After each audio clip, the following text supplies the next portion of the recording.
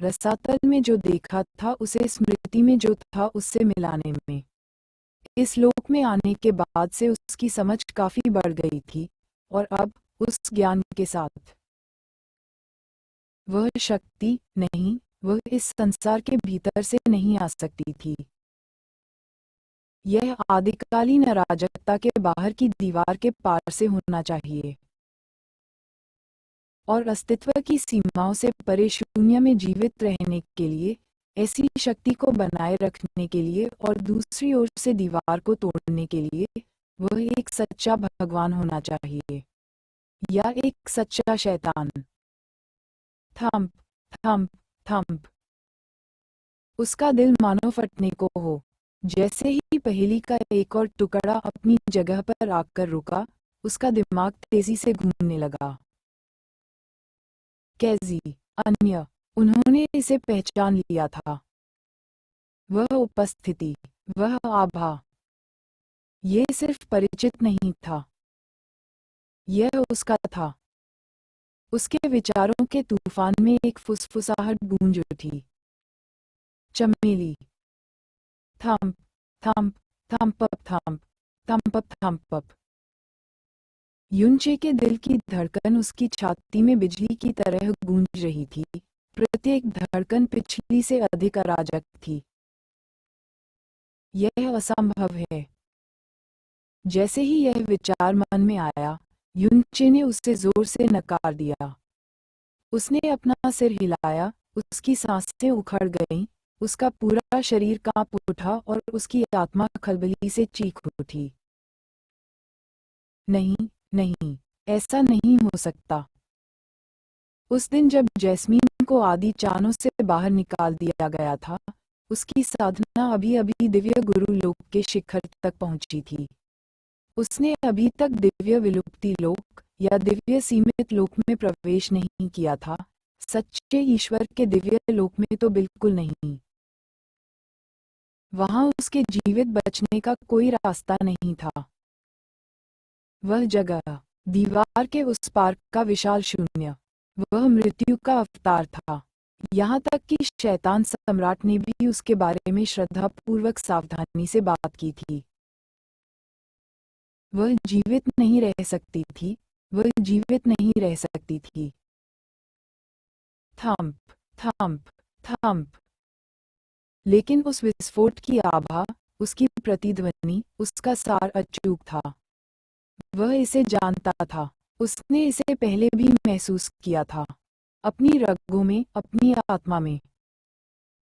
चमेली। उसका मन चीख उठा। ऐसा कुछ अवश्य था जिसे उसने अनदेखा कर दिया था। वह इसे जाने नहीं दे सकता था। नहीं, मैं इसे जाने नहीं दूंगा। उसके विचार चीख रहे थे। वह एक और त्रासदी को भाग्य की दरारों से फिसलने नहीं देना चाहता था। पिछली बार जब उसने अपनी नजरें दूसरी ओर घुमा ली थीं, जिस क्षण वह पर्याप्त ध्यान देने में असफल रहा था, उसने लगभग जिया किंग्युए को हमेशा के लिए खो दिया था। वह दर्द वह दोहराना नहीं होगा। अब वह सम्राट युन था। वह सच्चाई उजागर करेगा। अगर जरूरत पड़ी तो दुनियाओं के बीच की दीवार गिरा देगा। और इस प्रकार भ्रम और अवज्ञा के तूफान में उसकी दिव्य भावना बेतहाशा उभरी, क्योंकि स्मृति का हर टुकड़ा उसके भीतर प्रज्वलित हो गया। हर पल, हर सांस, दीवार पर उस दिन से लेकर उत्तरी दिव्य क्षेत्र में उसके समय तक, उस क्षण तक जब उसने रसातल में पैर रखा, ये सब कुछ उसके सामने बार बार घूमने लगा। और फिर अचानक, मानो उसके मन के तूफान में बिजली का एक बोल्ट फट गया हो, युनचे के विचार अचानक थम गए। एक अकेली याद उभरी, जो बाकियों से ज्यादा तेज थी। असंख्य क्लेशों का दुष्ट शिशु चक्र। उसकी आंखें चौड़ी हो गईं और उसकी सांस गले में अटक गई। वह दिन, जिस दिन जैस्मीन को आदिकालीन अराजकता से निष्कासित किया गया था। वह अभी भी दुष्ट शिशु चक्र की स्वामी थी। वह कैसे भूल सकता है? उसका दिल एक बार फिर उसकी पसलियों से जोर से टकराया, लेकिन इस बार यह घबराहट नहीं थी, ये स्पष्टता थी। स्वर्गीय गहन खजानों में से केवल दो ही ऐसे थे जो ब्रह्मांड की सीमाओं को तोड़ सकते थे, और एक ऐसा था जो उसे भेद सकता था। स्वर्गीय दंड पैतृक तलवार, जो अब उसकी आंतरिक दुनिया में गहराई से समा चुकी थी, उसके कब्जे में थी। विश्वभेदक, एक स्थानिक दिव्य कलाकृति जो कभी स्वर्गनाशक शैतान सम्राट द्वारा इस्तेमाल की जाती थी, उसे मेन को सौंपा गया था। और आखिरी, असंख्य क्लेशों का दुष्ट शिशु चक्र, विनाश की एक निश्चित कलाकृति जो कल्पना से परे थी, जैस्मीन के साथ थी। और उसे उसके साथ निष्कासित कर दिया गया, आदिकालीन अराजकता के बाहर। दीवार के पार से जो भी प्राणी उभरा होगा, उसने अवश्य ही दुष्ट शिशु चक्र का प्रयोग किया होगा। लेकिन इससे चीजें और भी उलझ गईं। क्या ये शैतान सम्राट हो सकता है, या शायद उन 99 शैतान देवताओं में से एक, जिन्हें 2 बार अराजकता से बाहर निकाल दिया गया था? लेकिन अगर ऐसा है, तो क्यों जैस्मीन का आभामंडल भी वहां क्यों होगा? जैसे ही युनचेक को अपने विचारों की धुंध में एक उत्तर मिला, और अधिक प्रश्न जंगल की आग की तरह फूट पड़े, जिनमें से प्रत्येक पिछले प्रश्न से अधिक पेचीदा था। और फिर सबसे भयानक घटना घटी। यदि ऐसी शक्ति वाला कोई प्राणी सचमुच ईश्वरीय क्षेत्र में प्रवेश कर गया होता। स्वर्गीय नियम अब खंडित और कमजोर हो गए हैं। Thump, thump, thump. उसका दिल फिर से फटने की धमकी देने लगा, और उसका मन अराजकता में घिर गया। उससे ऐसा महसूस हुआ जैसे वह डूब रहा है, डर में नहीं, बल्कि अज्ञात में। लेकिन शोर, घबराहट और भविष्यवाणी के उस तूफान में और टुकड़ों के अपनी जगह पर आ जाने के कारण उसे अचानक गर्मी महसूस हुई। किया ने यिंग। वह चुपचाप उसके पास आई थी, और पीछे से उसे अपनी बाहों में भर लिया था। उसका आलिंगन न तो जबरदस्ती का था और न ही नाटकीय, बस शांत, स्थिर, स्थिर। उसका शरीर उसकी पीठ से धीरे से चिपका हुआ था, उसकी उपस्थिति उसके चारों ओर ऐसे लिपटी हुई थी जैसे रेशम में फौलाद हो। यह उसकी आत्मा में व्याप्त अराजकता को शांत करने के लिए तो पर्याप्त नहीं था, लेकिन उसे स्थिर करने के लिए पर्याप्त था। उसे वापस लाने के लिए पर्याप्त है। युनचे ने एक पल के लिए अपनी आंखें बंद कर लीं और गहरी सांसें लेने लगा। पागलपन बस इतना कम हुआ कि स्पष्टता लौट आई। धन्यवाद, उसने धीरे से कहा, उसकी गर्मजोशी को महसूस करते हुए जो इतनी तीव्र, इतनी अटूट थी। क्या तुम्हें कुछ समझ आया? किया ने यंग र ने उसके पीछे से पूछा, उसकी आवाज अब धीमी हो गई थी। उसने एक बार सिर हिलाया। कांटे, जैसा कि मेरे सम्राट से उम्मीद थी। किया ने यंग र ने धीरे से फुसफुसाया, उसकी आवाज में गर्व और कोमलता का एक निशान था।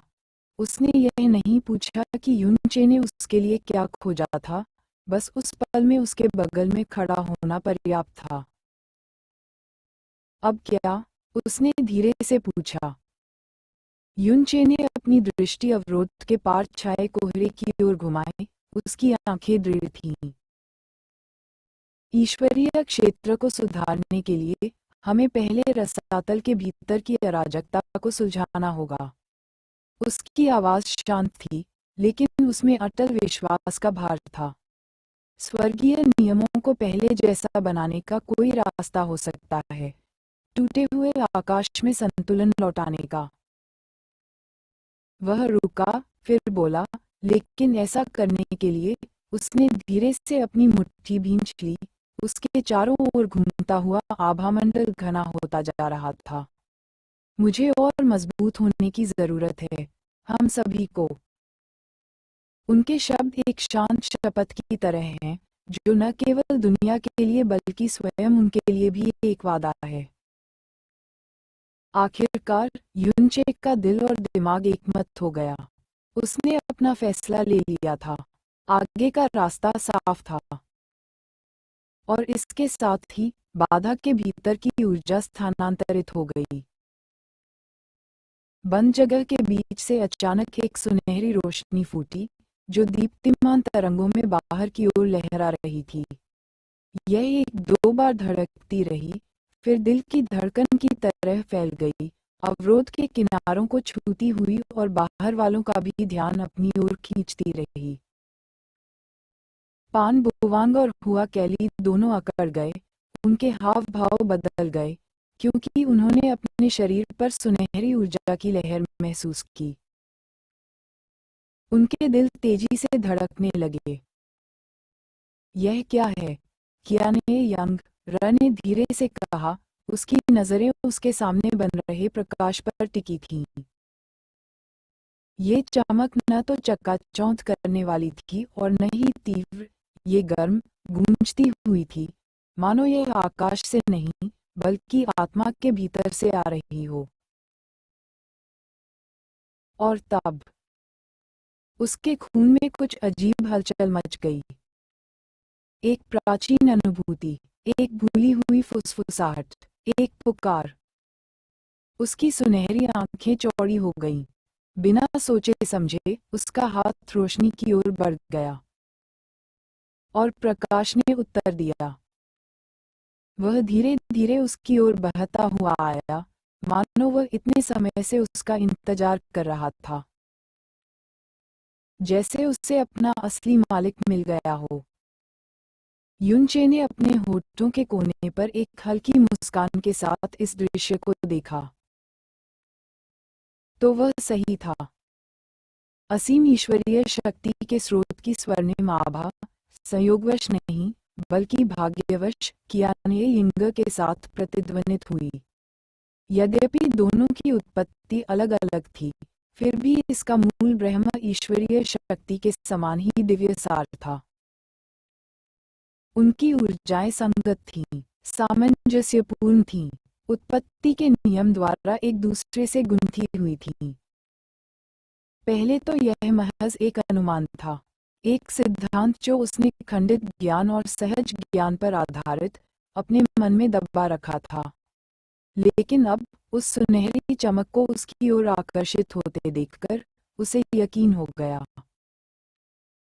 जैसे ही दिव्य प्रकाश कियाने यिंग के शरीर में प्रवेश करने वाला था, युनचे ने अपना हाथ उठाया और सुनहरी रोशनी अचानक रुक गई और फिर उसकी हथेली में समा गई, एक बार फिर उसके आदेश के तहत सील कर दी गई। कियाने यंग एर की आंखें भ्रम में चौड़ी हो गईं, लेकिन इससे पहले कि वह कुछ बोल पाती, मुझे ब्रह्मा भगवान की हर दिव्य तकनीक दिखाओ, युनचे ने शांति से कहा, उसकी आवाज शांत लेकिन पूर्ण थी। कुछ भी मत छिपाओ। स्तब्ध कियाने यिंग अविश्वास से पलकें झपकाने लगी। हालांकि उसके शब्दों ने उसे चौंका दिया था, फिर भी उसने उससे कोई सवाल नहीं किया। वह उसके इरादों पर शक करने की हद पार कर चुकी थी। बिना किसी हिचकिचाहट के उसने स्मृति क्रिस्टल की एक श्रृंखला को बुलाया, जिनमें से प्रत्येक परिष्कृत दिव्य इरादे से चमक रहा था, और उन्हें उसे भेंट किया। हालांकि युनचे ने उसके साथ कई साल बिताए थे, पहले उत्तरी दिव्य क्षेत्र में और फिर अनगिनत परीक्षणों के बाद वह ब्रह्मा सम्राट देव क्षेत्र की लगभग हर तकनीक और निषिद्ध कला से गहराई से परिचित हो चुका था। लेकिन परिचित होना महारत नहीं थी, और अब वह कुछ भी चूकने का जोखिम नहीं उठा सकता था। यह एक बुद्धिमानी भरा निर्णय था, क्योंकि क्रिस्टलों के बीच उससे ऐसी तकनीकें मिलीं जो बहुत पहले ही भुला दी गई थीं। ब्रह्मा सम्राट के प्रत्यक्ष उत्तराधिकारियों से भी छिपी हुई अस्पष्ट कलाएं, ऐसे रहस्य जो पीढ़ी दर पीढ़ी एक बार ही आगे बढ़ते हैं। अगले 1 घंटे तक युनचे निश्चल रहा, पूरी तरह से दिव्य ज्ञान के सागर में डूबा रहा। उसमें बह गया। अंत तक उसे सब कुछ पता चल गया। हर गहन कला, हर दिव्य तकनीक, इस संसार में विद्यमान ब्रह्मदेव शक्ति का हर सूत्र। और जब इसे उन यादों के साथ जोड़ दिया गया जो उसने डियान जीयूजी से बलपूर्वक निकाली थी, तो पूर्व असीम भगवान युनचे ने अब अपनी आत्मा के भीतर दोनों दिव्य शक्तियों की पूरी विरासत धारण कर ली थी। और वो, ये काफी था। अपने कपड़े उतारो, युनचे ने धीरे से कहा। उसके स्वर में न तो वासना थी और न ही चंचलता, केवल शांत अधिकार।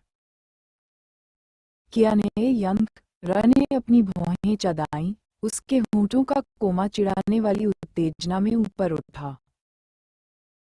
ओह, क्या महाराज को ये डर नहीं है कि रसातल देवी ईर्ष्या करने लगेगी? इतने लंबे समय तक प्रतीक्षा कराने के बाद। लेकिन उसका चंचल स्वर शीघ्र ही फीका पड़ गया, क्योंकि युनचे चिढ़ा नहीं रहा था। वह गंभीर था।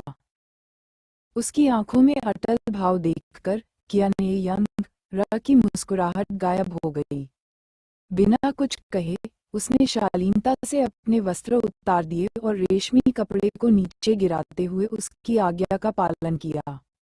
दिव्य प्रकाश की हल्की आभा में वह उसके सामने बैठ गई, पैर मोड़े, मुद्रा संतुलित, कमजोरी में भी सुरुचिपूर्ण। युनचे उसके सामने घुटनों के बल बैठ गया, उसके हाथ पहले से ही चमक रहे थे। इससे पहले कि मैं तुम्हें ईश्वरीय स्रोत का उत्तराधिकारी बनाऊं, मैं तुम्हें सर्वप्रथम एक पूर्ण दिव्य सार देना चाहता हूं। किया ने यिंग की सुनहरी आंखें चौड़ी हो गईं, उसकी सांस गले में अटक गई। उसका दिमाग घूम गया। वह रसातल में बहुत कम समय के लिए ही गई थी। अपने ज्ञान को आत्मसात करने, अध्ययन करने के उसके तमाम प्रयासों के बावजूद मैं बहुत कम समय के लिए ही गई थी। उसके ज्ञान को आत्मसात करने, इस विदेशी क्षेत्र को संचालित करने वाली प्रणालियों और शक्तियों का अध्ययन करने के उसके तमाम प्रयासों के बावजूद अभी भी कुछ सत्य उसकी पहुंच से छिपे हुए थे। लेकिन एक बात वह निश्चित रूप से जानती थी। इस संसार के सभी वर्तमान सच्चे देवता केवल रसातल सम्राट और 4 महायाजकों को छोड़कर ईश्वरीय स्रोत की विरासत के माध्यम से देवत्व प्राप्त किया था। और अब युनचे उसे सिर्फ यही नहीं दे रहा था, वह कुछ बहुत बड़ी बात कह रहा था। वह उसे न केवल एक सच्चा ईश्वर बनाएगा, बल्कि एक पूर्ण ईश्वर भी बनाएगा। Thump thump thump. इस बार उसका दिल उसकी छाती में धड़क रहा था, बेकाबू और बेलगाम। उसकी सांसें अनियमित हो गईं, उसके विचार अस्त व्यस्त हो गए। परंतु फिर एक कोमल गर्माहट उसकी आत्मा में भर गई।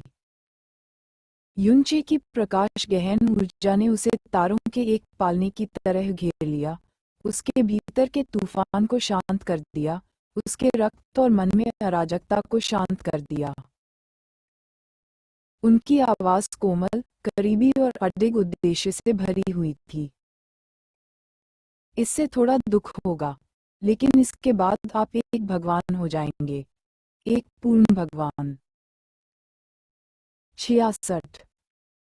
आप सभी शायद अगला अध्याय महीने के अंत तक नहीं देख पाएंगे क्योंकि मैं बहुत व्यस्त हूँ। आकृतियाँ फूट पड़ी, उनके वस्त्र हवा में लहरा रहे थे क्योंकि वे उस शापित क्षेत्र के दमघोंटू अंधेरे से बचकर निकल रहे थे। एक एक करके उन्होंने पहली बार अपने फेफड़ों में तेजी से ताज़ी, स्वच्छ हवा भरी, मानो अनंत काल में। अनंत कोहरे के सागर का असहनीय दबाव अब उनके शरीर से नहीं चिपका था, लेकिन किसी को भी राहत नहीं मिल रही थी। उनके चेहरे गंभीर थे, उनके दिल इस बात से भी भारी थे। उनके रब ने उन्हें जो काम सौंपा था, वह नाकाम हो गया था। अग्रणी व्यक्ति आगे बढ़ा, उसके चेहरे पर फीकी सी चमक थी। कांपते हाथ से उसने एक ज़ेड रंग का संचार ताबीज निकाला, जो दिव्य प्रकाश से मंद मंद चमक रहा था। जैसे ही उसने अपनी दिव्य भावना उसमें डाली, एक संपर्क रेखा बन गई। दूसरी ओर उनके प्रभु मौन और सतर्क होकर चेतावनी दे रहे थे। रिपोर्ट को शब्द दर शब्द, असफलता दर असफलता प्रसारित करते हुए कुछ क्षण पीड़ादायक सन्नाटे में गुजरे।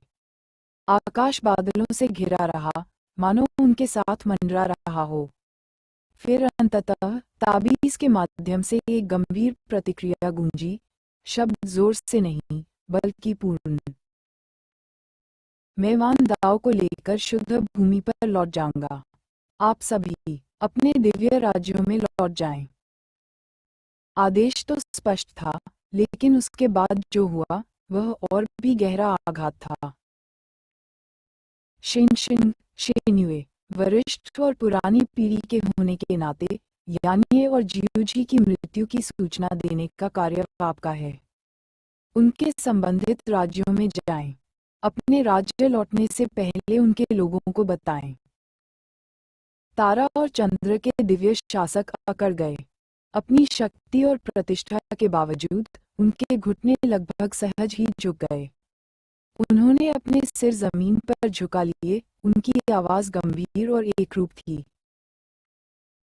हाँ, प्रभु मुख्य पुजारी। उनके स्वर सम्मानजनक थे, लेकिन उनके नीचे दुख, शर्म और गहरी श्रद्धा छिपी थी। वहां इंतजार कर रहा हूँ। छोटी जियानेक्सी, घायल कीगन को ले जाओ और उसे ड्रीम वीवर के पास वापस लाओ। मैं सुंदरता हर किसी को अभी भी है। मुख्य पुजारी की आवाज शांत थी, फिर भी उन निर्णयों के भार से भारी थी जिन्हें कोई नहीं लेना चाहता था। उनके शब्द हवा में ऐसे गूंज रहे थे जैसे किसी टूटे हुए युद्ध क्षेत्र में गूंज रहे हों। आवाज शांत थी, फिर भी उन फैसलों के बोझ से भारी थी जिन्हें कोई नहीं लेना चाहता था। उसके शब्द हवा में ऐसे गूंज रहे थे जैसे किसी टूटे हुए युद्ध क्षेत्र में गूंज रही हो। मेन जियानेक्सी ने बिना किसी हिचकिचाहट के अपना सिर नीचे कर लिया। उसका दिल अव्यक्त अपराधबोध से भर गया जब वह अपनी बाहों में पीली और बेहोश आकृति की ओर मुड़ा। हाँ, प्रभु मुख्य पुजारी, उसने दृढ़ता से उत्तर दिया, उसका घुटना पूर्ण आज्ञाकारिता के प्रदर्शन के रूप में जमीन पर टकराया।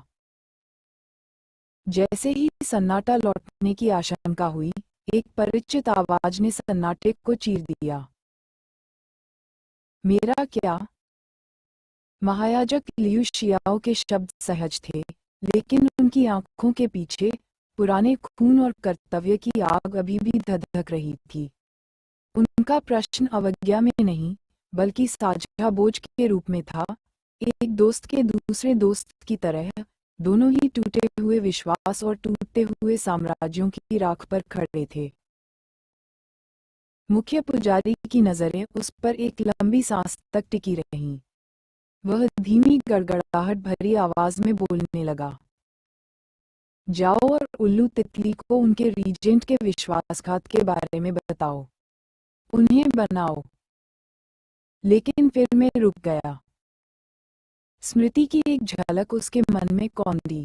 युनचे के अंतिम शब्द, शांत, उपहासपूर्ण, फिर भी दृढ़, उसकी आंखों के पीछे बिजली की तरह गूंज रहे थे। उसके गले का रक्त पिपासा मन पड़ गया। क्रम बदल गया। बस उन्हें डरा दो, इतना काफी होगा। फिर शुद्ध भूमि पर लौट जाओ। लियू शियाओ ने आश्चर्य से पलकें झपकाईं, लेकिन कोई प्रतिरोध नहीं किया। अपने पुराने दोस्त के संयम को समझते हुए उसके होठों के कोने पर एक हल्की सी मुस्कान उभर आई। समझ गया। बिना कुछ कहे एक के बाद एक गहन आभाएं उभरी। तारों जैसी रोशनी, स्वप्न सी धुंध और प्राचीन लपटें ऊपर की ओर सर्पिलाकार रूप में उठती रहीं, जैसे उनमें से प्रत्येक अंतरिक्ष को चीरती हुई जगत के अलग अलग कोनों की ओर प्रस्थान कर रही हो। वे बिना किसी जीत के चले गए, केवल मौन के साथ और उस भारीपन के साथ जो उन्हें उठाना पड़ता है। ड्रीमवीवर दिव्य साम्राज्य में केवल कुछ ही दिन बीते थे और फिर भी सब कुछ शुरू हो गया था, केवल उतनी ही तेजी से बिखरने के लिए। राज्य अभी भी उत्सव के अवशेषों से जगमगा रहा था। भव्य महलों और पवित्र मंडपों में नाजुक पताकाएं, दिव्य लालटेनें और दिव्य आभूषण सजे हुए थे। युनचे और हुआ कैली के विवाह और राज्याभिषेक समारोह की पूरी तैयारी हो चुकी थी। यह मिलन पीढ़ियों का सम्मान करने और दिव्य साम्राज्य के भविष्य को एक सूत्र में पिरोने के लिए था। लेकिन जब यह सच्चाई उजागर हुई कि युनचे मीन जियान्युआन नहीं था और उसकी पहचान एक सोची समझी बनावटी भ्रम थी, तो सब कुछ राख में बदल गया। अब भी जब रसातल सम्राट युनचे की खोज में देवताओं का नेतृत्व कर रहा था, तब कोई नहीं कह सकता था कि वह जीवित रहेगा या मर जाएगा। लेकिन अंत में क्या इससे कोई फर्क पड़ता है? एक शांत पहाड़ी पर, कोलाहल और टूटते सपनों से दूर, एक अकेला व्यक्ति एक कब्र के पास बैठा था।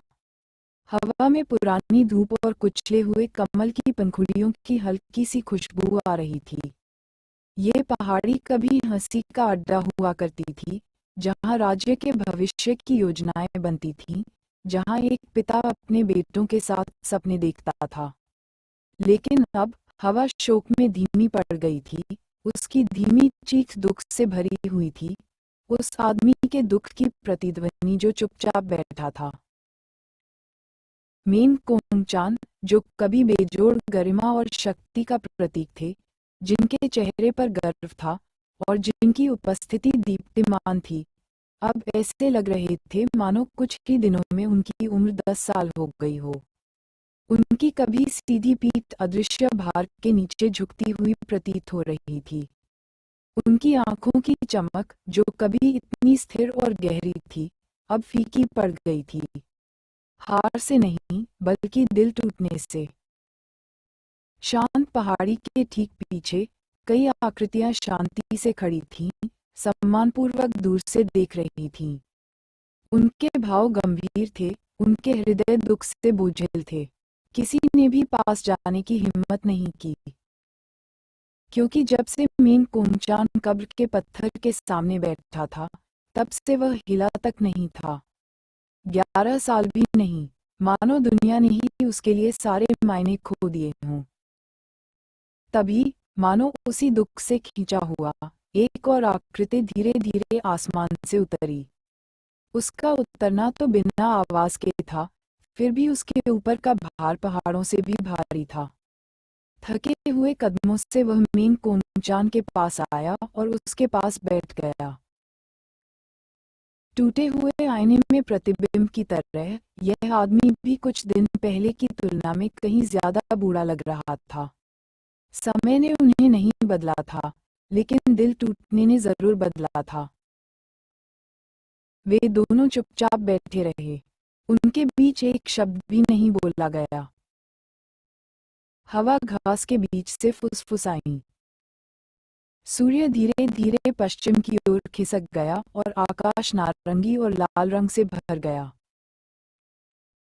फिर जब रात छा गई और दुनिया पर अंधकार छा गया, तो दो आवाजें शांति को भंग करती हुई सुनाई दी, थकी हुई, कर्कश और एक साथ बोली गईं। मुझे माफ करें। खामोशी की एक लहर। फिर उसी क्षण, पहले आप। एक और लंबा विराम। न कोई हिला, न ही फिर बोला। समय अंतहीन रूप से खींचता हुआ प्रतीत हुआ। उनके ऊपर तारे चमकते हुए उभरे और रात के आकाश में बिखर गए। लेकिन उस दुख के गर्त में बैठे दो आदमियों के लिए वे तारे धुंधले दूर थे, उन यादों की तरह जिनमें अब कोई गर्माहट नहीं बची थी। आखिरकार तारे भोर की धुंध में खो गए और चांद क्षितिज के पीछे छिप गया। दिन की पहली किरण के साथ ही आसमान धुंधला पड़ने लगा। फिर भी उन्होंने कुछ नहीं कहा। फिर भी वे साथ साथ बैठे रहे। फिर भी सन्नाटा छाया रहा। आखिरकार उनमें से एक, अब इसे नहीं ले सकता। कुछ तो बोलो, तुम कमीने।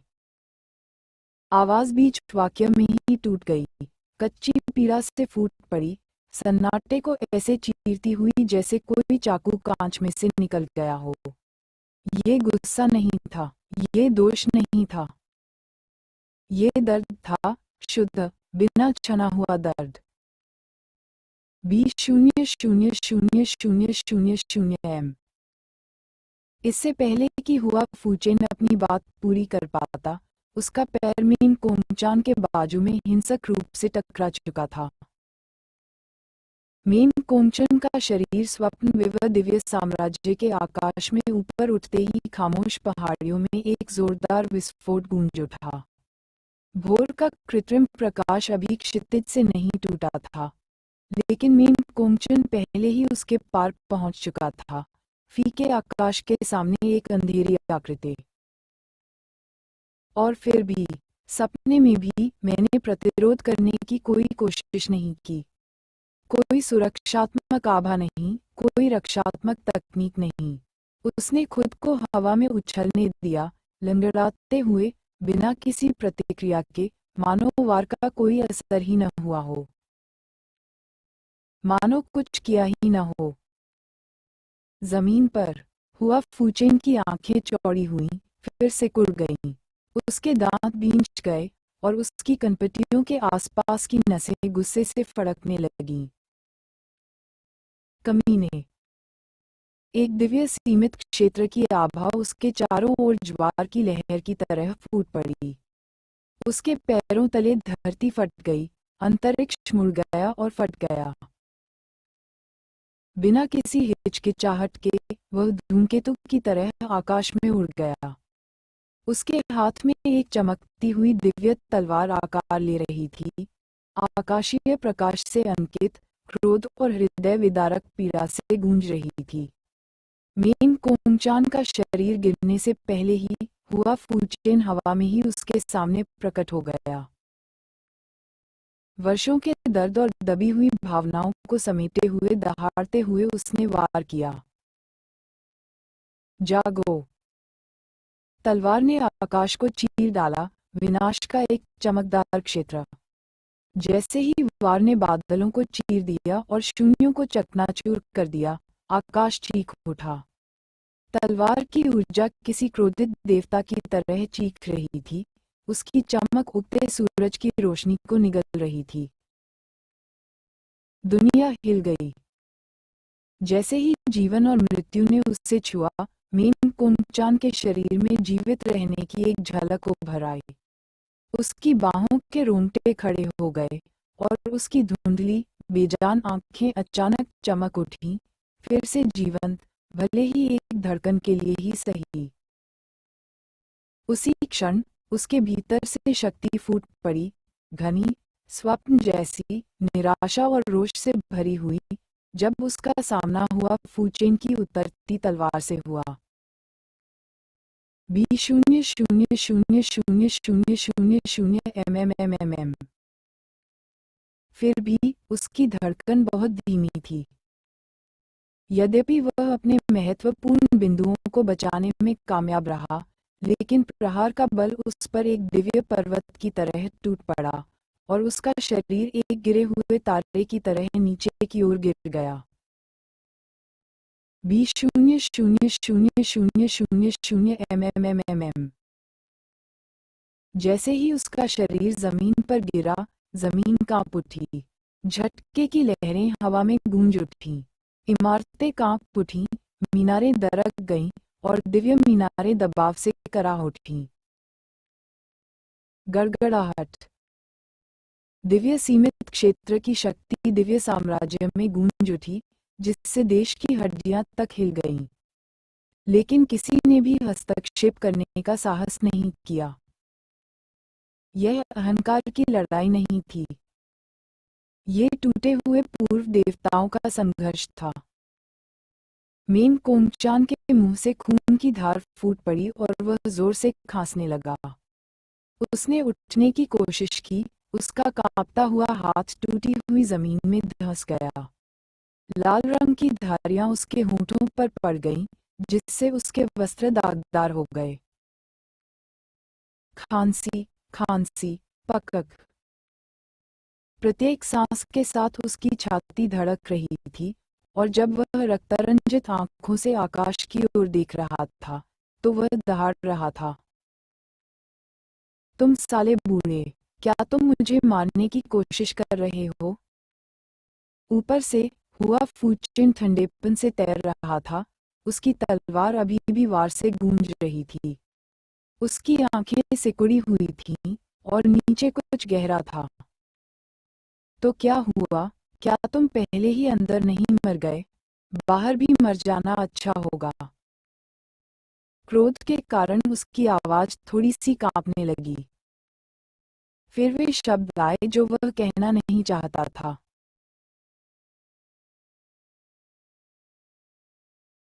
सिर्फ इसलिए कि युनचे आपका बेटा नहीं है।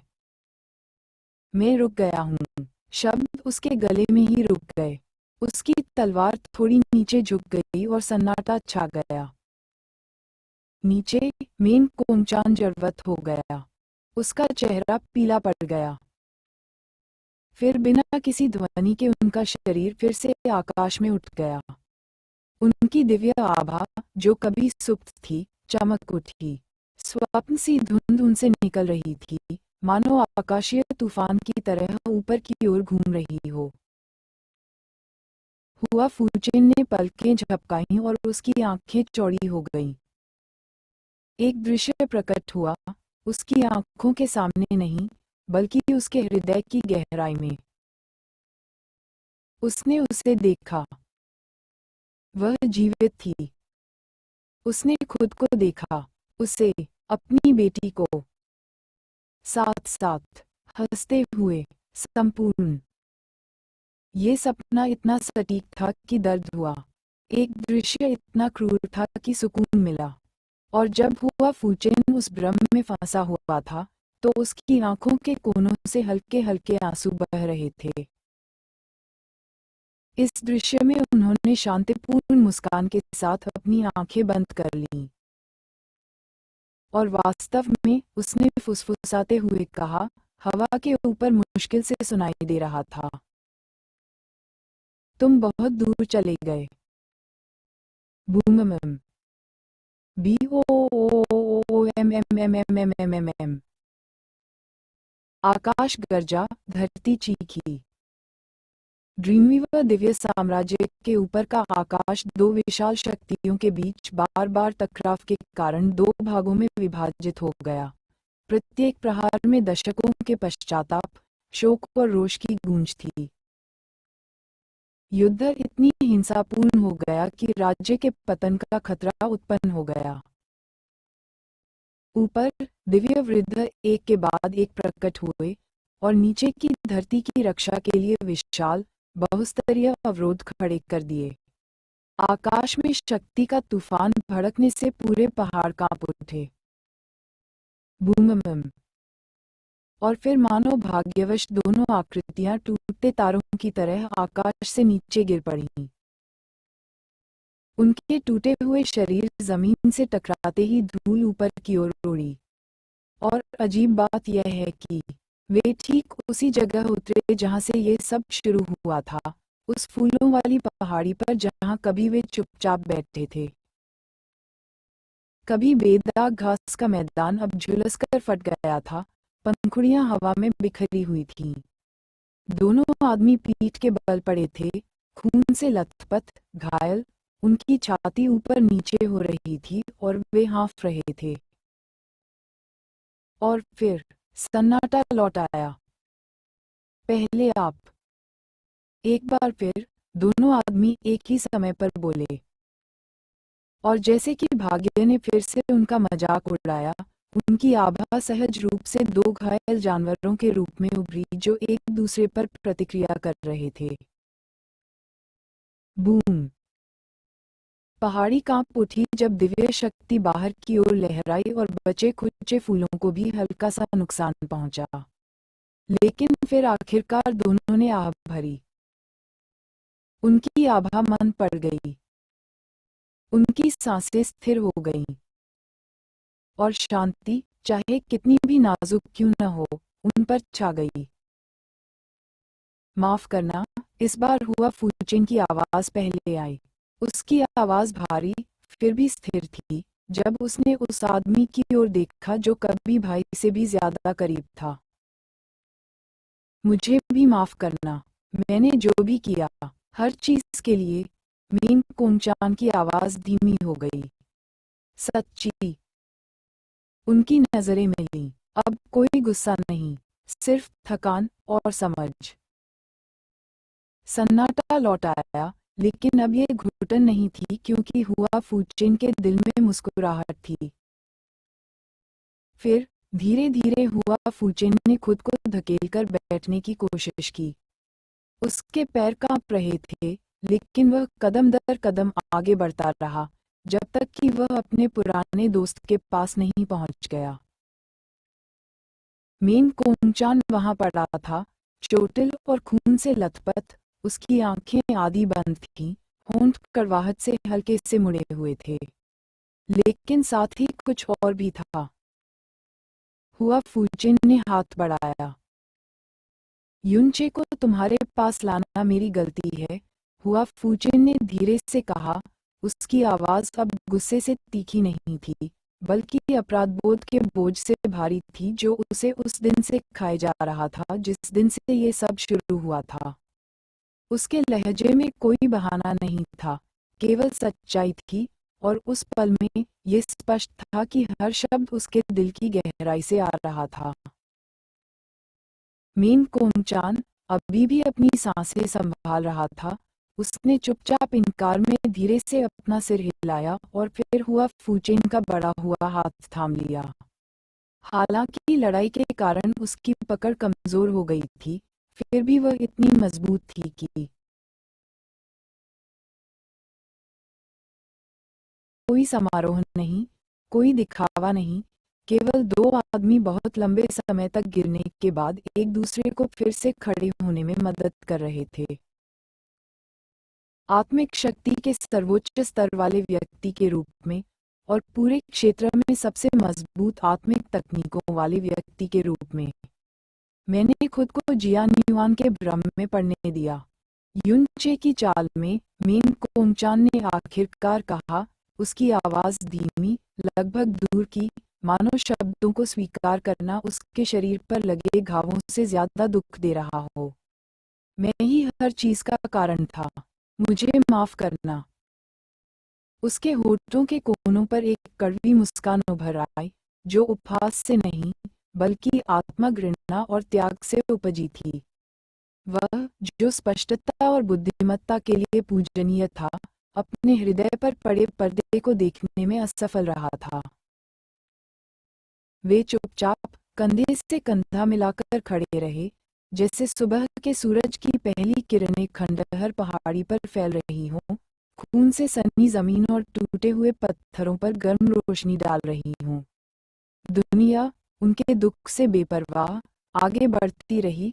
फूल खिले हुए थे, रोशनी बहते बादलों को चीर रही थी, और हवा, मृदु और ठंडी, उनके चारों ओर धीरे धीरे बह रही थी। उनके फटे हुए वस्त्रों को सरसरा रही थी और उनकी त्वचा को क्षमा की एक धीमी फुसफुसाहट की तरह छू रही थी।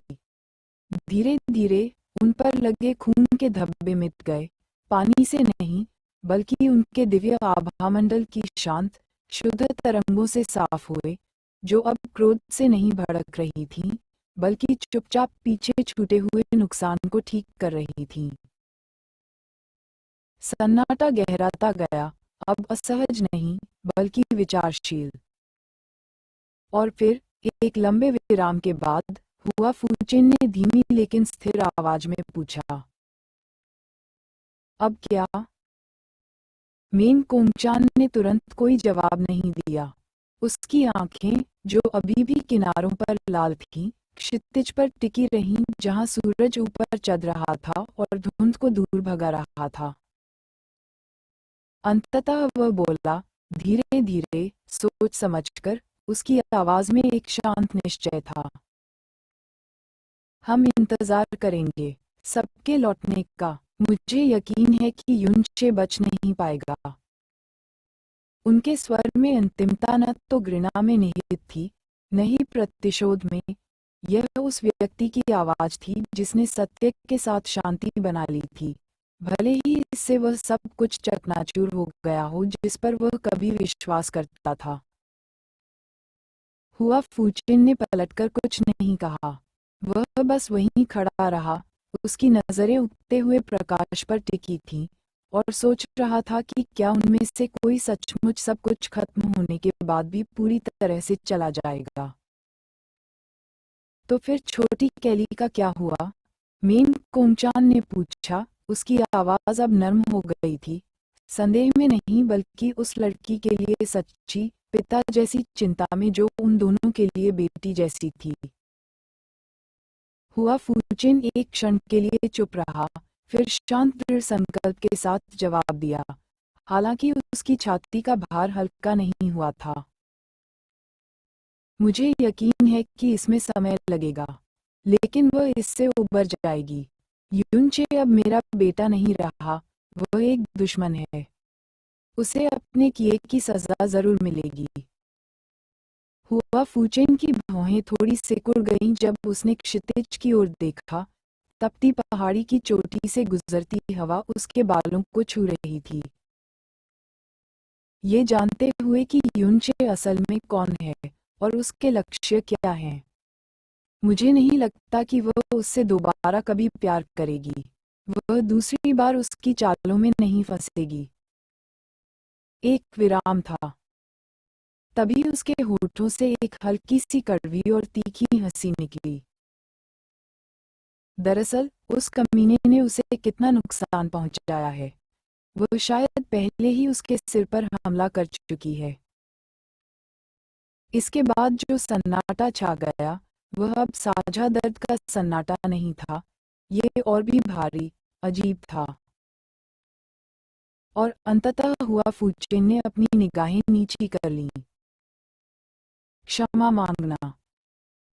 दुनिया में अभी सुबह की हलचल शुरू ही हुई थी कि अचानक रंबली, दिव्य दबाव की एक बहरा कर देने वाली लहर आकाश में ऐसे दौड़ी जैसे दुनिया पर कोई तूफान आ रहा हो। हवा कांप उठी और मेन कोंगचान और हुआ फूचिन दोनों तेजी से मुड़े। उनकी आंखें सिकुड़ गईं और उनकी आध्यात्मिक इंद्रियां बाहर की ओर उभर आईं। दूर आसमान से दिव्य ऊर्जा की एक किरण बादलों को चीरती हुई अविश्वसनीय गति से आ रही थी। मेन कोंगचान की आंखें तेज हो गईं और वह बुदबुदाया। उसकी आवाज में आश्चर्य और अनिश्चितता का मिश्रण था। जियांगक्सी, यह वापस आ गया है।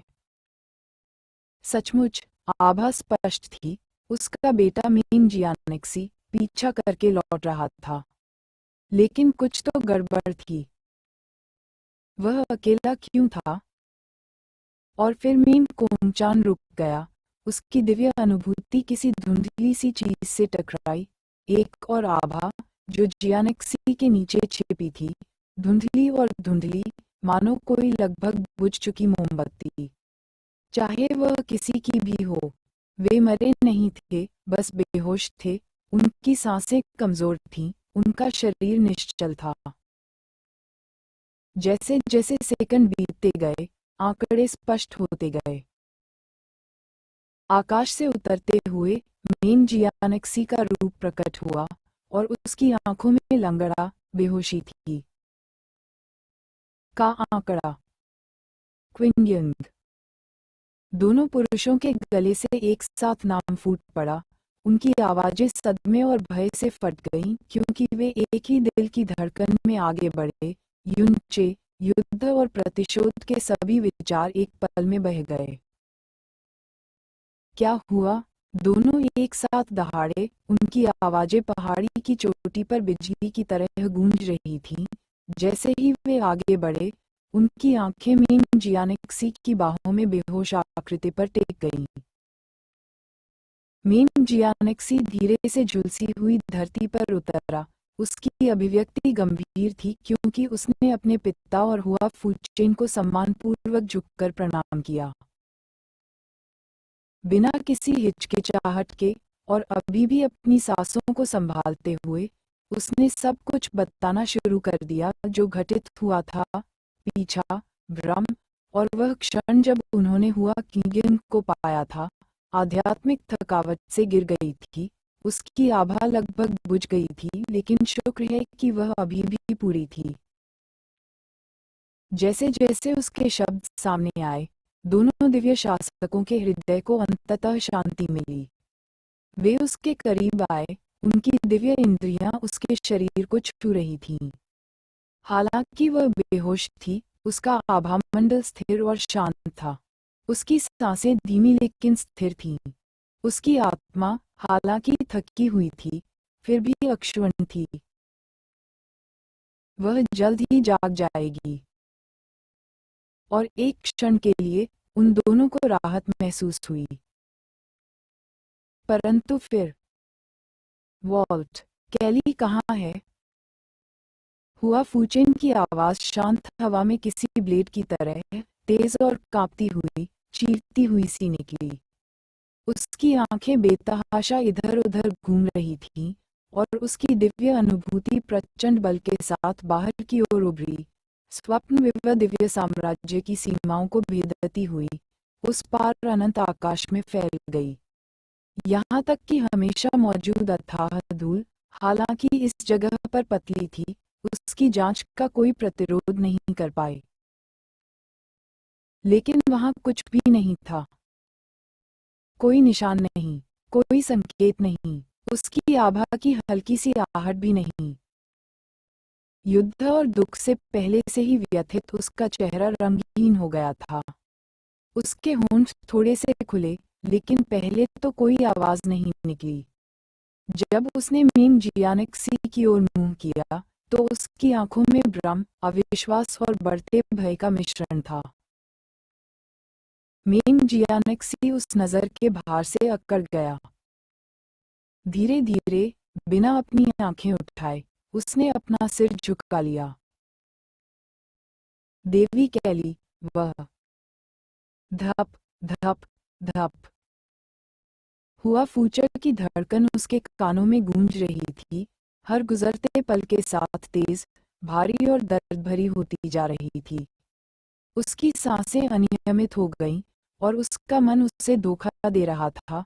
ऐसी तस्वीरें मन में आ रही थीं जिन्हें वह कभी नहीं देखना चाहता था, कि उसकी बेटी एक शिशु के रूप में उसकी बाहों में मुस्कुरा रही है, उसकी नन्ही उंगलियां उसकी बाहों में लिपटी हुई हैं, उसकी जवानी की हंसी जैसे जैसे वह बड़ी हो रही है, सफेद शादी के जोड़े में उसका चेहरा दमक रहा है, उसकी आंखों में गर्व है जब वह युनचे के बगल में खड़ी है।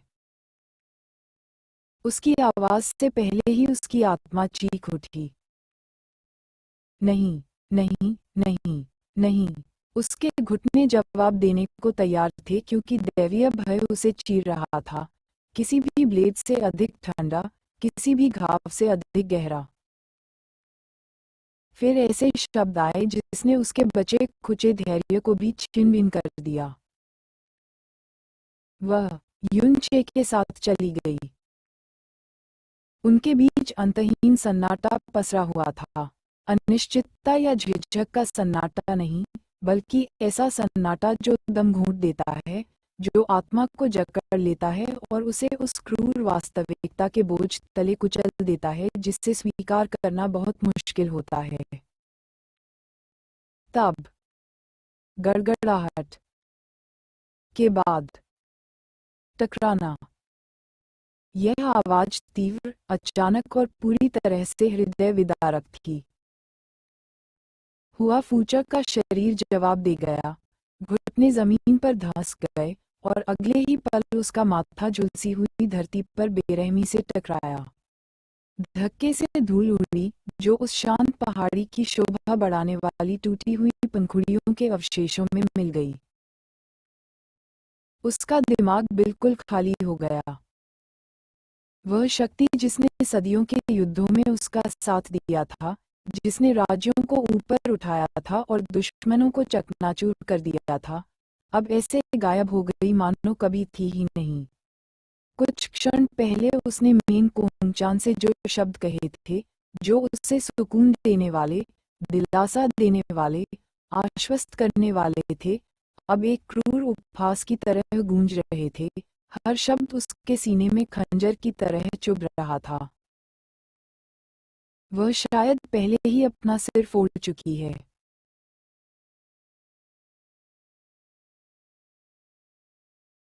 के युद्धों में उसने जो शक्ति धारण की थी, जिससे उसने राज्यों को ऊपर उठाया था और दुश्मनों को चकनाचूर किया था, वह मानो कभी अस्तित्व में ही न रही हो, गायब हो गई। कुछ क्षण पहले उसने मेन कोंगोहन से जो शब्द कहे थे, जो उससे सुकून देने वाले, दिलासा देने वाले, आश्वस्त करने वाले थे, अब एक क्रूर उपहास की तरह गूंज रहे थे। हर शब्द उसके सीने में खंजर की तरह चुभ रहा था। वह शायद पहले ही अपना सिर फोड़ चुकी है। कैसा झूठ, कितना दयनीय, खोखला झूठ। उसकी बेटी, उसकी जिंदगी की रोशनी उसे छोड़कर चली गई थी। उसके साथ, युनचे के साथ। उसकी चेतना लुप्त होते ही उसके होठों से एक आखिरी सांस निकली। उसकी आंखें फड़फड़ाकर बंद हो गईं और अनगिनत वर्षों में पहली बार हुआ फूचिन दिव्य शासक पूरी तरह से स्थिर हो गया। टिप्पणियां। खबर जंगल की आग की तरह रसातल में फैल गई, फुसफुसाहटों, अफवाहों और कांपती आवाजों के साथ। जो कुछ हुआ था, उसकी कहानी, यूंचे के असंभव जीवित बचे रहने की, उसकी अपार शक्ति की, किसी भी दैवीय आदेश से भी तेजी से फैल गई, जिसने राज्य के सबसे निर्जन कोनों को भी हिलाकर रख दिया। जिसने भी यह सुना, सभी भयभीत हो गए। यहाँ तक कि जो लोग उसकी शक्ति की गूंज को सिर्फ देखते थे, अब उसे दबी आवाज में पुकारते थे। उनके दिल एक ऐसे खौफ से दबे हुए थे जिसका न तो वे नाम ले सकते थे और न ही उसे दूर कर सकते थे। उसका नाम, जो कभी अनिश्चितता के साथ लिया जाता था, अब पागलपन, अवज्ञा और अदम्य शक्ति का पर्याय बन गया था। बेशक, कई बारीक विवरण, सबसे खतरनाक सच, सावधानी से छिपाए गए, जानबूझकर सभी विवरणों से गायब कर दिए गए। दिव्य साम्राज्य और पवित्र भूमि ने चुपचाप इस पर सहमति जताई थी, क्योंकि जो कुछ हुआ उसका पूरा दायरा न केवल चांस को आमंत्रित करेगा, बल्कि उनके दिव्य वंश की गरिमा को भी नष्ट कर देगा। ऐसी बातें थीं जिन्हें स्वीकार करने से देवता भी डरते थे। फिर भी जब राज्य कांप रहे थे, शुद्ध भूमि चुप रही। इसकी प्राचीन, विस्मयकारी भव्यता के बीच, जहां दिव्य महल तारों की धूल के समुद्र पर तैर रहे थे और पहाड़ अनंत प्रकाश से चमक रहे थे, वहां का वातावरण शांति का नहीं, बल्कि गंभीरता का था। घने सन्नाटे ने हवा को धुंध की तरह भर दिया था, मानो पवित्र भूमि को एक भयानक शांति में लपेट लिया हो। ऊपर का आकाश अक्षुण्ण बना रहा, दिव्य उद्यान अछूते रहे और दिव्य मीनारें अपनी पूर्णता में ऊंची खड़ी रहीं। लेकिन उस बेदाग सतह के नीचे कुछ बदल गया था। अनंत हृदय मंडप के सबसे गहरे कक्ष में 3 आकृतियां प्रतीक्षा में खड़ी थीं। बिग राइज, लियू शियाओ और वान दाओ, जिन्हें कुछ समय पहले ही होश आया था। यद्यपि तीनों के पास ऐसी उपाधियां थीं जो लोगों को हिला सकती थीं और उनकी शक्ति स्वर्ग से भी अधिक थी, फिर भी तीनों आदरपूर्वक स्थिर खड़े रहे, उनकी आंखें आगे की ओर लगी रहीं। उनके लौटने के बाद कई दिनों तक उनमें से किसी ने भी उस व्यक्ति को परेशान करने की हिम्मत नहीं की थी, जिसके लिए वे अपने स्वामी की प्रतीक्षा कर रहे थे, जिसे सभी लोग रसातल सम्राट के रूप में जानते थे। और अब अंततः वह सामने आया। मोसू रोशनी में आगे बढ़ा, उसकी उपस्थिति अभी भी प्रभावशाली थी, उसका व्यवहार अभी भी शाही था। उसके लाल किनारों वाले ओब्सिडियन वस्त्र हर कदम के साथ धीरे धीरे लहरा रहे थे, मानो उसके चारों ओर अंतरिक्ष ही बदल गया हो। लेकिन कुछ गलत था। उस धूसर ज्वाला का कोई निशान नहीं था जो कभी उसके शरीर पर इतनी प्रचंड रूप से जलती थी। उस भयानक ऊर्जा का कोई अवशेष नहीं था जिसने कभी देवताओं को घुटने टेकने पर मजबूर कर दिया था। वह नारकीय आत्माभक्षी शक्ति लुप्त हो चुकी थी।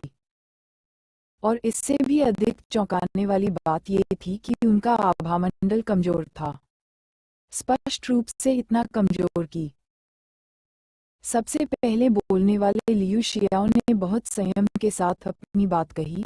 उनकी आवाज धीमी, लगभग श्रद्धापूर्ण थी। मेरे प्रभु, आपकी आभा। मैं ठीक हूँ, मोसू ने बोलना शुरू किया। उसकी आवाज भारी थी, फिर भी उसमें आदेश का भार था। लेकिन इससे पहले कि वाक्य पूरी तरह से उसके होठों से निकल पाता, खांसी पकड़ो। उसके शरीर में एक जोरदार कंपन हुआ और उसके मुंह से काले लाल रक्त की एक धारा फूट पड़ी, जिससे उसके पैरों के नीचे का शुद्ध फर्श दागदार हो गया। तीनों प्राचीन सच्चे देवता तुरंत हिल गए और उसे सहारा देने के लिए दौड़ पड़े, और हर एक ने अपनी दिव्य ऊर्जा का विस्तार करके अपने सम्राट के लड़खड़ाते हुए आभामंडल को स्थिर किया। उसने कांपते हाथों से उन्हें विदा किया। उसकी सांसें अस्थिर थीं, फिर भी उसकी उपस्थिति अभी भी अडिग थी, क्योंकि वह धीरे धीरे खुद को स्टारस्टोन और आदिम हड्डियों से तराशे गए ओब्सिडियन सिंहासन पर ले गया। जैसे ही वह बैठा, उसकी नजर बाहर की ओर नहीं बल्कि भीतर की ओर भटकती हुई प्रतीत हुई, और वह वहां उपस्थित लोगों से अधिक अपने आप से बुदबुदा रहा था।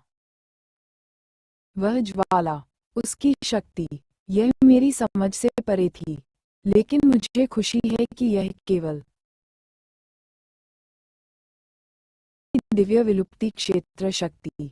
अगर उसकी साधना एक क्षेत्र भी ऊंची होती, तो मुझे नहीं लगता कि मैं इससे छुटकारा पा पाता। जैसे ही उसके शब्द भव्य हॉल में गूंजे, तीनों प्राचीन सच्चे देवताओं के मन में बिजली की तरह गूंज उठे। बिग राइज की भौहें सिकुड़ गईं, वान डैड की पुतियां सिकुड़ गईं, लियू शियाओ का हाथ अनजाने में भींच गया।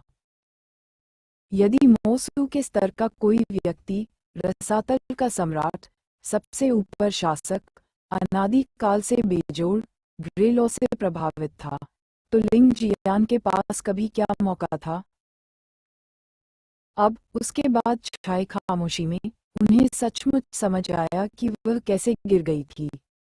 वह लापरवाह नहीं थी, उसने युनचे को कम नहीं आंका था। उसे कभी कोई मौका नहीं मिला।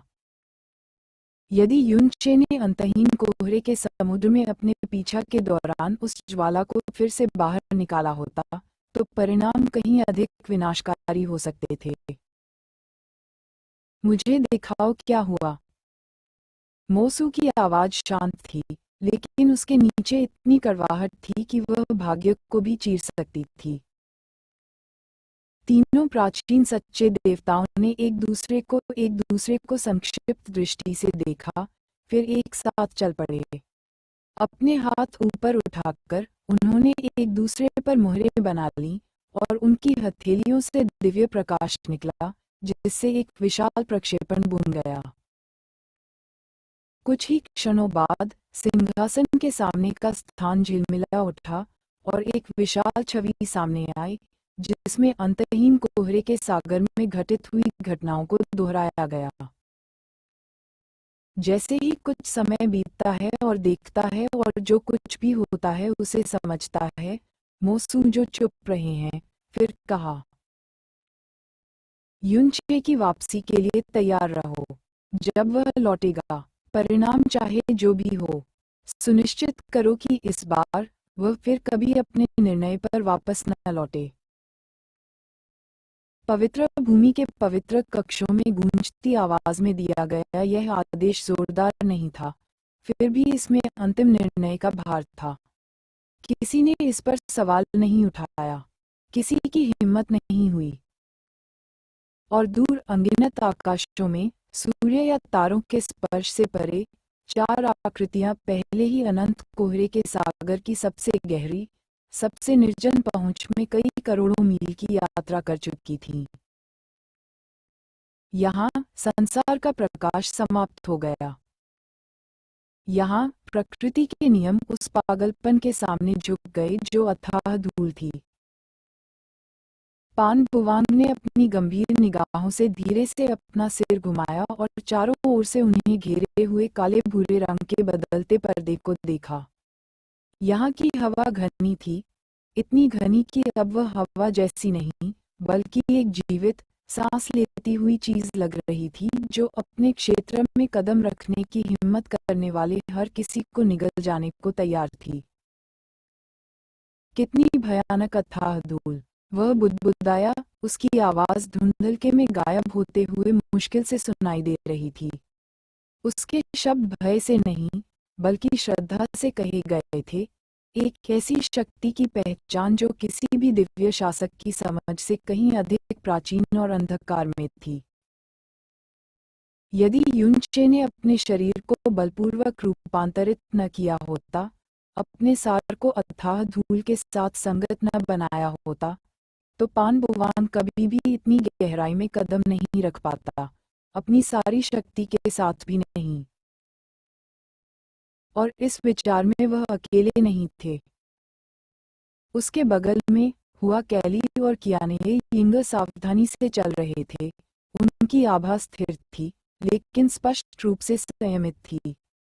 हालांकि उनके शरीर में भी वही परिवर्तन आया था, और वह घुटन भरा दबाव जो कभी उन्हें अंधेरे में डूबने जैसा महसूस कराता था, अब कम हो गया था। लेकिन जैसे जैसे वे गहराई में जाते गए, उतना ही भय फिर से गहराता गया। ये पहले जैसा नहीं था, उनकी मौजूदगी का कुचलने वाला, हिंसक अस्वीकार नहीं, लेकिन यह अभी भी मौजूद था। एक हल्की, धीमी ठंड, उनकी हड्डियों और दिमाग पर एक फुसफुसाता हुआ दबाव।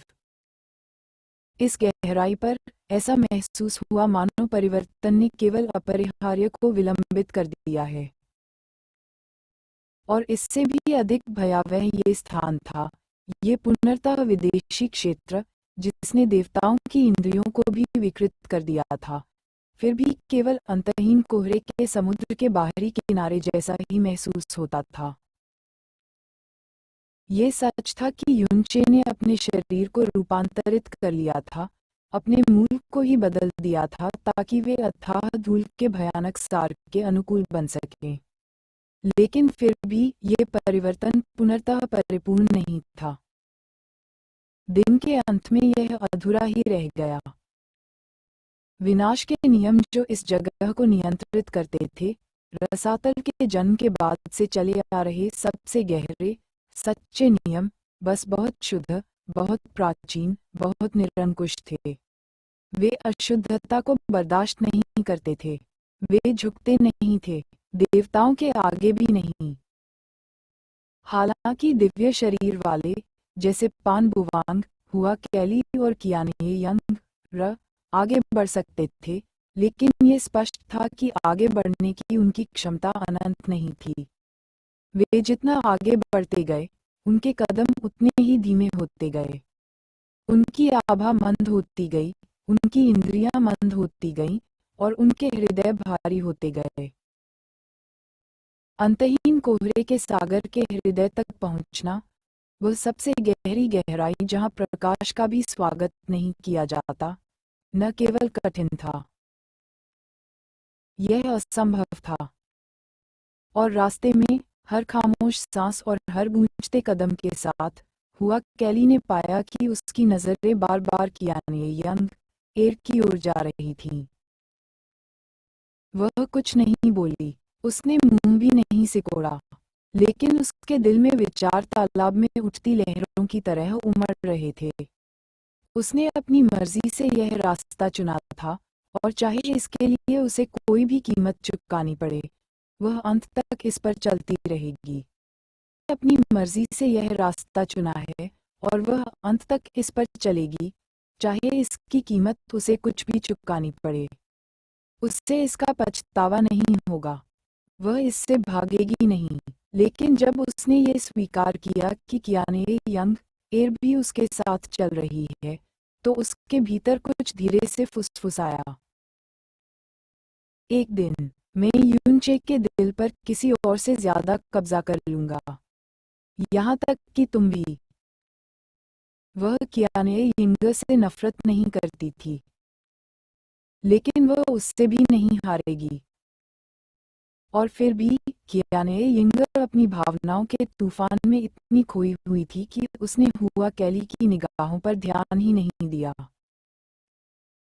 हर बार जब उसे अपनी रगों में एक असीम ईश्वरीय शक्ति का प्रवाह महसूस होता, एक अनंत ईश्वरीय शक्ति जिसके बारे में वह कभी मानती थी कि वह हमेशा के लिए उसकी पहुंच से बाहर है, तो उसका शरीर हल्के से कांप उठता।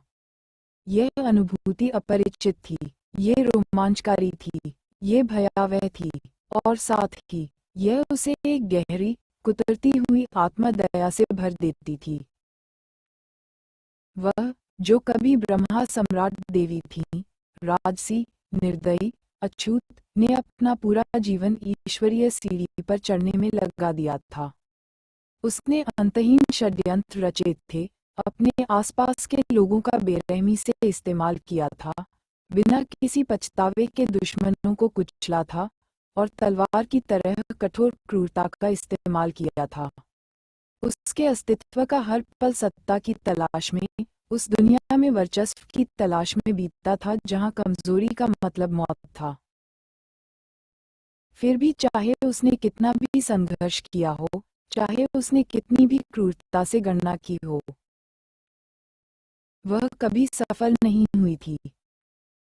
और फिर भी सारे दर्द, सारी असफलताओं, सारी गलतियों के बावजूद कियाने यंग इस सच्चाई से इनकार नहीं कर सकी।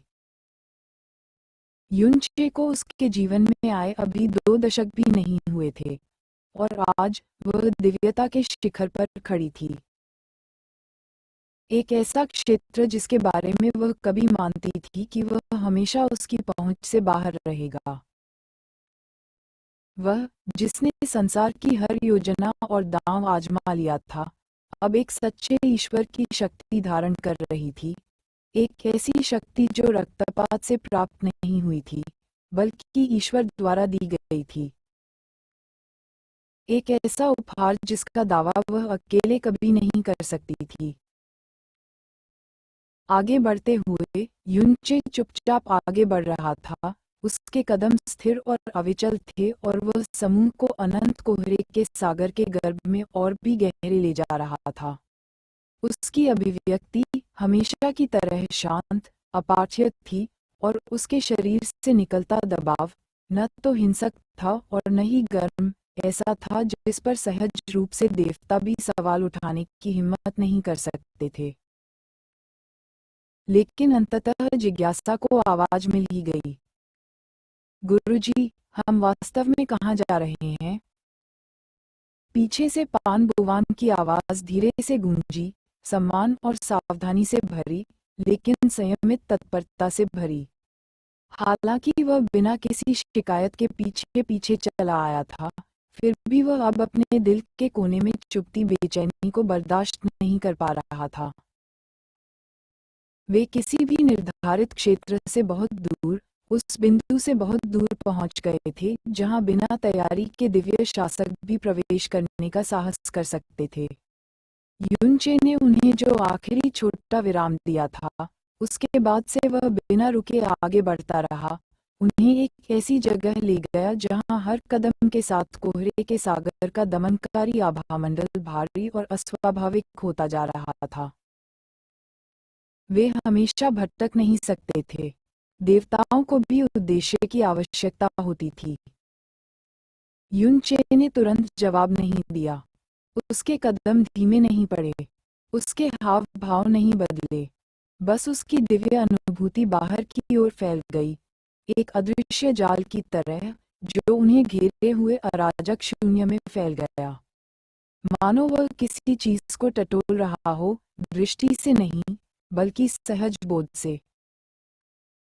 अंततः उसकी आवाज आई, धीमी, शांत, धूल भरी हवाओं के झोंकों के नीचे लगभग अश्रव्य। ये तो बस आगे ही होना चाहिए। उन्होंने आगे कुछ नहीं बताया, और फिर भी किसी तरह उसके शब्दों ने रसातल को और भी ठंडा महसूस कराया। पान बुवांग, कियाने यिंगर और हुआ कईल ने एक दूसरे को संक्षिप्त नजरों से देखा। कोई कुछ नहीं बोला, किसी ने दोबारा पूछा भी नहीं। समूह चुपचाप युनचे के पीछे पीछे चल रहा था। अनंत कोहरे का दमनकारी दबाव हर गुजरती सांस के साथ और भी अवास्तविक होता जा रहा था। कोई कुछ नहीं बोला, किसी ने सवाल करने की हिम्मत नहीं की, डर के मारे नहीं, बल्कि इसलिए कि आगे बढ़ता हर कदम किसी प्राचीन, किसी निगरानी करने वाली चीज की सांसों में उतरने जैसा लग रहा था। तभी अचानक युनचे की आवाज गूंजी, तीखी, स्पष्ट और निश्चितता से भरी हुई। वहां। उसी क्षण उनकी दिव्य इंद्रियां सामने आ गईं और उनके सामने दृश्य प्रकट हो गया। अगाध धूल के घने आवरण से दर्जनों विशालकाय आकृतियां उभरी। उनकी आकृतियां धुंध में पहाड़ों की तरह उभरी हुई थीं, अराजकता से बने राक्षसी जीव। दिव्य सीमित क्षेत्र के अंतिम चरण के अगाध पशु, जो दिव्य साम्राज्यों को हिला देने वाली प्रचंड, विनाशकारी शक्ति का विकिरण कर रहे थे, अब निश्चल खड़े थे। लेकिन उससे भी ज्यादा चौंकाने वाली बात ये थी कि एक भी जानवर नहीं दहाड़ा, एक भी जानवर ने हमला नहीं किया, किसी ने भी हमला नहीं किया। दरअसल अनंत कोहरे के सागर के गहरे इलाकों में इस यात्रा की शुरुआत से ही यही होता आ रहा था। वे खोखली आंखों वाले भूतों, सड़ते हुए शल्कों और हड्डियों वाले जानवरों, ऐसे जीवों से गुजरे थे जो देवताओं को भी खा जाते, लेकिन फिर भी उनमें से किसी ने भी एक बार भी वार नहीं किया। नहीं था क्योंकि युनचे उन्हें नियंत्रित कर रहा था। ऐसा इसलिए था क्योंकि इन भूतिया संस्थाओं की नज़र में विनाश के इन अवशेषों की युनचे के साथ चलने वाले प्राणी उनसे अलग नहीं थे। वे घुसपैठिए नहीं थे, वे शिकार नहीं थे, वे एक जैसे ही थे। जल्द ही, जैसे ही युनचे उन्हें आगे ले जा रहा था, उन राक्षसी जानवरों ने धीरे धीरे शांत भाव से अपने सिर नीचे कर लिए। उनके विशाल शरीर हल्के से झुक गए, मानो किसी संप्रभु उपस्थिति का सम्मान कर रहे हों। समूह बिना किसी प्रतिरोध के उनके बीच से गुजर गया और एक संकरी चोटी की ओर चढ़ गया जो उजाड़ धरती से रसातल के किसी भूले हुए नुकीले दांत की तरह उभरी हुई थी। बिना किसी हिचकिचाहट के युनचे आगे बढ़ गया और बाकी लोग उसके पीछे चले गए।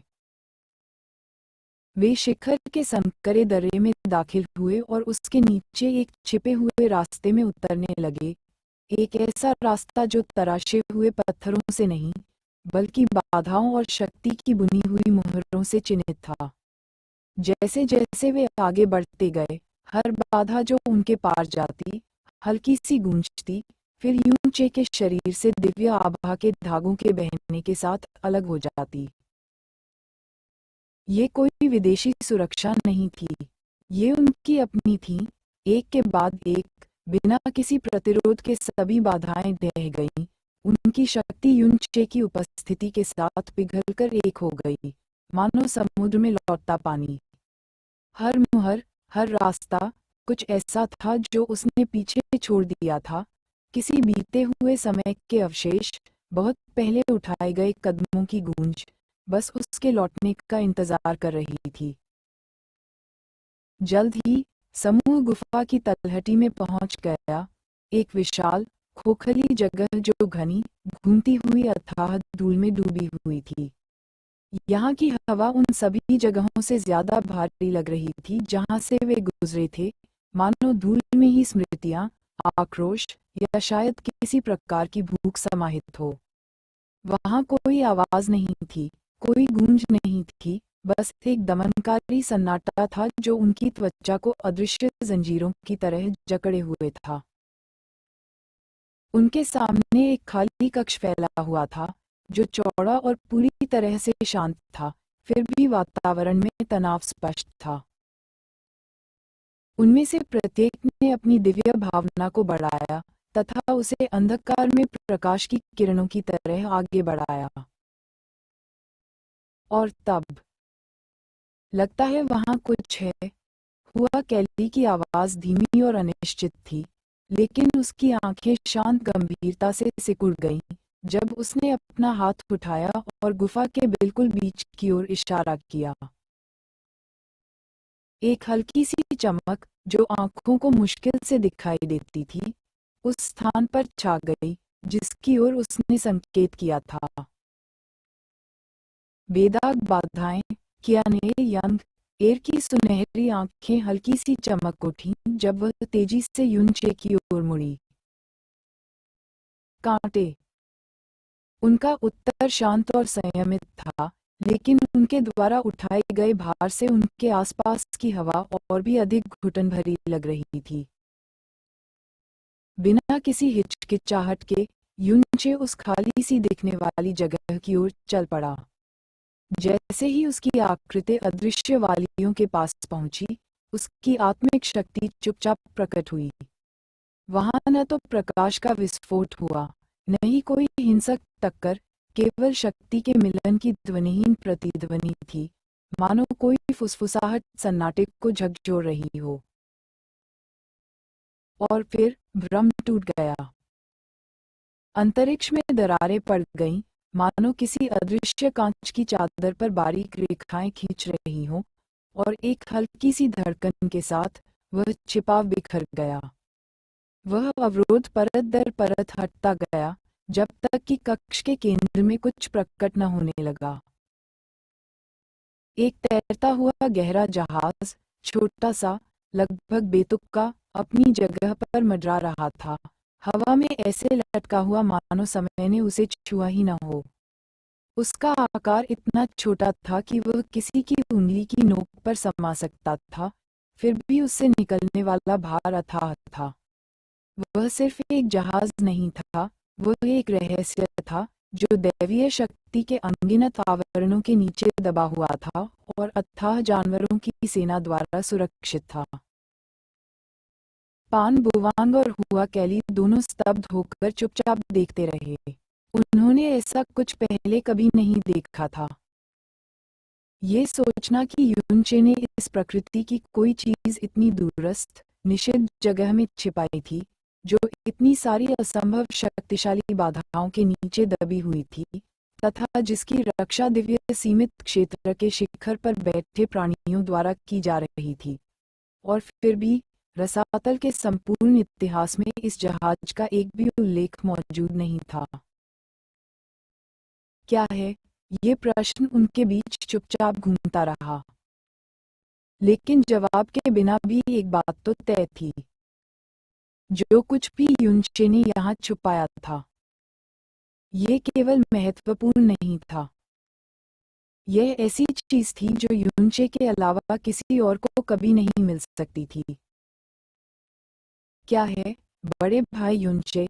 हुआ कैली ने धीरे से पूछा, उसकी आवाज़ जिज्ञासा और विस्मय से भरी हुई थी, क्योंकि उसकी नज़र उस छोटे से तैरते हुए जहाज़ पर टिकी हुई थी जो अब युनचे की हथेली में शांति से मंडरा रहा था। अपने छोटे आकार के बावजूद उसमें से एक ऐसी आभा निकल रही थी जिसने उनके आसपास की हवा में कुछ प्राचीन हलचल मचा दी थी, जिसे वे न तो नाम दे सकते थे और न ही समझ सकते थे। युनचे ने छोटे से जहाज की ओर देखा। उसके होठों के कोने पर एक हल्की सी मुस्कान आ गई, मानो स्मृति का भार उसके भीतर हिलोरे मारने लगा हो। यह, उसने कहना शुरू किया, लेकिन इससे पहले कि शब्द उसके मुंह से पूरी तरह निकल पाते। यह एक आदिकालीन गहन संदूक है, कियाने यंग। र की आवाज़ शांत और स्पष्ट थी, जिसमें थोड़ी सी उपहास की झलक थी। क्या तुमने पहले कभी ऐसा नहीं देखा? उसकी सुनहरी आंखें हुआ कईल और पान बुवान की ओर झपक रही थीं। उसके स्वर में कोई द्वेष नहीं था, लेकिन गर्व और श्रेष्ठता साफ झलक रही थी। उसने अपनी आवाज़ ऊंची नहीं की। उसे ऊंची करने की जरूरत भी नहीं थी। उसके शब्दों की कोमलता के नीचे व्यंग्य छिपा हुआ था, मानो रेशम में ब्लेड छिपा हो। और सच तो ये है कि यह कोई आश्चर्य की बात नहीं थी। आखिरकार वह स्त्री जो कभी ब्रह्मा देवी थी, जो अब युनचे के दिव्य हाथों से सीधे एक पूर्ण सत्यदेव में परिवर्तित हो गई थी, उसके पास सिर्फ शक्ति ही नहीं थी, उसके पास गौरव था, उसके पास विरासत थी, और अब उसके उत्थान के साथ उसका अहंकार भी उससे कहीं आगे बढ़ गया था, जब वह सिर्फ ब्रह्मा देवी या युन की अनियम थी। उसके अनुरोध पर युनचे ने उसके लिए एक नया मुखौटा तैयार कर लिया था, जिससे उसका चेहरा एक बार फिर बेदाग दिव्य कपड़े की परत के नीचे छिप गया। फिर भी, अब भी, उस घूंघट के बावजूद उसकी निगाहों के पीछे की तीव्रता को महसूस किया जा सकता था। अगर उसे रोकने के लिए मुखौटा न होता, तो उसकी सुनहरी आंखों में जलती आग उनके बीच की हवा को झुलसा। ने हल्की, थोड़ी अजीब सी खांसी निकाली, मानो कियाने यंग एयर के तीखे हस्तक्षेप ने उसे सोच में फंसा लिया हो। फिर अपनी आवाज में एक शांत संतुलन लाते हुए उसने समझाना शुरू किया। उसका स्वर संयमित था, उसके शब्द स्पष्ट थे। वह हुआ कईल और पान बुवान की ओर मुड़ा और धैर्यपूर्वक स्पष्टता से बोलते हुए उस जहाज का नाम बताया। आदिकालीन गहन संदूक, एक पौराणिक रचना जो अस्तित्व के आरंभिक युगों में उत्पन्न हुई थी, जब रसातल अभी पूरी तरह से निर्मित नहीं हुआ था। समय के साथ लुप्त हो चुकी दिव्य सामग्रियों से निर्मित और ऐसे स्थानिक नियमों से बुना हुआ, जिन्हें आज सच्चे देवता भी पूरी तरह से दोहरा नहीं सकते। यह एक ऐसा जहाज था जो विभिन्न लोकों में यात्रा करने और लोगों के पतन से बचने में सक्षम था। जब वह बोल रहा था, हुआ कैली और पान बुवान दोनों स्थिर खड़े थे। उनकी आंखें चौड़ी हो गई थीं, उनकी दिव्य इंद्रियां मंद मंद कांप रही थीं। जो कुछ वे सुन रहे थे और जो कुछ वे देख रहे थे, उसके निहितार्थों ने रसातल और अपनी दुनिया के प्राचीन इतिहास के बारे में उनकी समझ की नींव हिला दी। ऐसा जहाज न सिर्फ शक्तिशाली था, बल्कि असंभव भी था। और फिर भी ये यहाँ था। एक पल बाद युनचे की नजरें बदल गईं और वह कियाने यिंग की ओर मुड़ गया। उसके होंठ तो नहीं हिले, लेकिन उसकी दिव्य इंद्रियां सूक्ष्म इरादे से धड़क रही थीं और सीधे उसकी आत्मा में शब्द भेज रही थीं। एक क्षण के लिए उसकी अभिव्यक्ति शांत रही, लेकिन फिर ये बदल गया। उसकी सांसें थम गईं, नकाब के नीचे उसकी आंखें झपकने लगीं, और हालांकि उसने जोर से कुछ नहीं कहा, फिर भी उसकी सुनहरी आंखों में एक तूफान सा गुजरा। फिर उसने खुद को संभालते हुए अपनी आंखें कुछ देर के लिए बंद कर लीं। उसके चारों ओर की हवा थोड़ी सी कांप उठी, उसकी आभा अस्थिरता से नहीं, बल्कि निर्णय के भार से कांप रही थी। फिर उसने अपनी आंखें खोलीं और युनचे की ओर सिर हिलाया। उसकी आवाज दृढ़ लेकिन नर्म थी। मैं ठीक हूँ। यह एक आश्वासन था, सिर्फ उसके लिए ही नहीं, बल्कि खुद उसके लिए भी। और फिर ये शुरू हुआ। उनके सामने एक द्वार झिलमिलाता हुआ अस्तित्व में आया।